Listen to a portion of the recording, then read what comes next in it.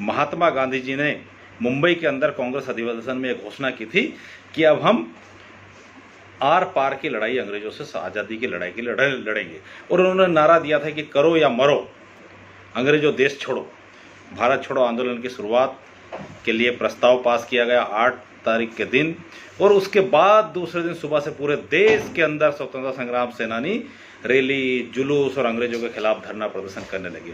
तो आज के दिन 9 अगस्त जो क्रांति दिवस दिन माना जाता है, मैं उस आंदोलन में शहीद हुए पूरे हमारे स्वतंत्रता संग्राम सेनानियों को अपने तरफ से श्रद्धा सुमन अर्पित करता हूं।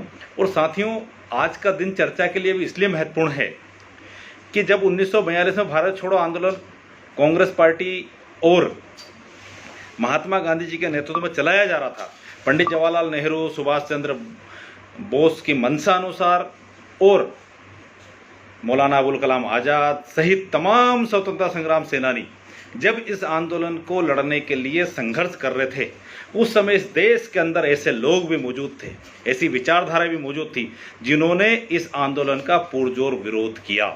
यहाँ तक कि आरएसएस, हिंदू महासभा और मुस्लिम लीग उस समय पूरी ताकत के साथ अंग्रेजों के साथ खड़े थे। पर देखिए ना साथियों, सच्चाई सच्चाई होती है। आखिरकार हम आज़ाद हुए, और आज़ाद होने के बाद आज आज़ादी के 75 वर्ष बाद परिस्थितियां बदल चुकी है। परिस्थितियां क्या बदल चुकी है कि जिन आरएसएस के लोगों ने 52 साल तक अपने मुख्यालय के ऊपर तिरंगे का झंडा नहीं फहराया, और जिन लोगों ने भारतीय संविधान को नहीं माना, और जिन लोगों ने आज़ादी को खोखली आज़ादी कहा, वो आज आज़ादी का अमृत महोत्सव मना रहे और अपने आप को देशभक्त दिखाने की होड़ में तिरंगा लेके गांव गांव दौड़ रहे।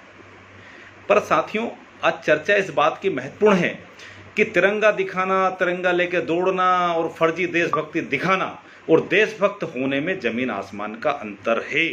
तो कांग्रेस पार्टी और स्वतंत्रता संग्राम सेनानी महात्मा गांधी के नेतृत्व में जो हमारे साथियों ने और जो स्वतंत्रता संग्राम में कांग्रेस पार्टी के लोगों ने जो संघर्ष किया, उससे आज हमारे देश का निर्माण हुआ और हमारा देश लोकतांत्रिक व्यवस्था से विश्व का महानतम लोकतांत्रिक देश बना। पर आज जो लोग उस समय अंग्रेजों के साथ काम करते थे, वो आज इस लोकतंत्र के ऊपर कब्जा करके इसको वापस तानाशाही तंत्र में बदलने में लगा। तो ऐसे समय में हम सब लोगों की बहुत महत्वपूर्ण जवाबदारी बन जाती है। जैसा आप सब जानते हैं कि कांग्रेस पार्टी पूरे देश में आज़ादी के 75 वर्ष पूरे होने के अवसर पर आज़ादी गौरव यात्रा निकाल रही है, और उसके साथ साथ ही वह अब निर्णय ले रही है या प्रण ले रही है कि जिस तरह से हमने आज़ादी पाई और हमारे अधिकारों का हनन किया जा रहा, देश के नागरिकों के साथ अन्याय किया जा रहा। आज देखिए साथियों, संसद चल रही है पर संसद में महंगाई पे कोई चर्चा नहीं हुई। संसद चल रही है, प्रधानमंत्री नरेंद्र मोदी 2 करोड़ रोजगार देने की बात करके आए थे, पर कितने रोजगार दिए इस पर कोई बात नहीं हो रही। नरेंद्र मोदी और उनकी सरकार बहुत हुई महंगाई की मार, अब की बार मोदी सरकार के नारे के साथ आए थे, पर अब वो मोदी सरकार को जो महंगाई डायन लग रही थी, वो आजकल मोदी सरकार उनके मंत्रियों की डार्लिंग हो गई है। वो उनसे उस मुद्दे पे कोई बात नहीं करना चाहते संसद के अंदर। तो साथियों, जब संसद के अंदर आप बेरोजगारी पे बात नहीं करोगे, महंगाई पे आप बात नहीं करोगे, इसके साथ साथ ही आप देश की सुरक्षा पे बात नहीं करोगे, और बल्कि सारे तंत्र लगा करके जो आवाज उठा रहा है उसको रोकने का प्रयास करोगे। आपने सबने देखा होगा कि जिस तरह से कांग्रेस के प्रदर्शन के ऊपर पिछले टाइम पे कांग्रेस मुख्यालय में पुलिस लगाई गई, धारा 144 लगाई गई, हमारे निर्वाचित सांसदों को राष्ट्रपति भवन तक मार्च नहीं करने दिया गया, सबको गिरफ्तार किया गया, और यहाँ तक कि उनको बहुत उस तरीके से प्रियंका गांधी और राहुल गांधी सहित सारे नेताओं को रोड पे घसीटा गया। और इसके साथ साथ पर कांग्रेस पार्टी के लोग इससे डरने वाले नहीं हैं। उन्हें पता है कि देश के लोगों को इस समय दर्द है, देश के लोग महंगाई से मर रहे हैं, किसान अपनी आमदनी घट चुकी है, किसान के साथ किए गए वादे पूरे नहीं हो रहे, युवा बेरोजगारों के साथ अन्याय हो रहा, उनको रोजगार नहीं मिल रहा, वो हताश है। तो उन सबके अधिकारों की लड़ाई कांग्रेस पार्टी पूरी ताकत के साथ लड़ेगी और नरेंद्र मोदी सरकार को इस बात के उखाड़ कर फेंकेगी कि आप या तो इस देश के युवाओं को रोजगार दीजिए, इस देश की सुरक्षा के साथ आप खिलवाड़ मत कीजिए, इस महंगाई के ऊपर आप कंट्रोल कीजिए। पर नरेंद्र मोदी जी को महंगाई पे कंट्रोल करने से कोई लेना देना नहीं। उनको अपने 4 मित्रों को, 2-4 जो उनके उद्योगपति मित्र हैं, उनको सीधा फायदा हो रहा है कि नहीं हो रहा, उनका इस बात से मतलब है। पूरा सरकार चंद मित्र चला रहे हैं। ये देश की सरकार, देश के सारे नागरिकों की सरकार नहीं है।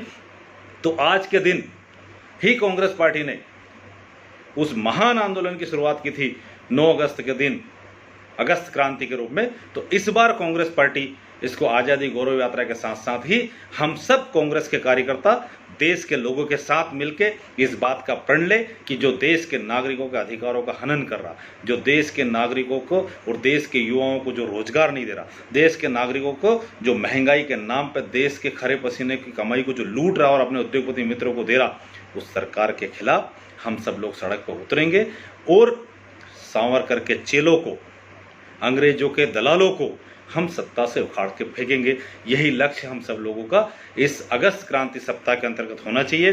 और पूरी सत्य अहिंसा के रास्ते से, कहते हैं ना कि सत्य भले ही अकेला हो पर उसको किसी के सबूत की जरूरत नहीं होती, वो सत्य है। और हम ये दावे के साथ कह सकते हैं कि कांग्रेस पार्टी सत्य के साथ खड़ी है।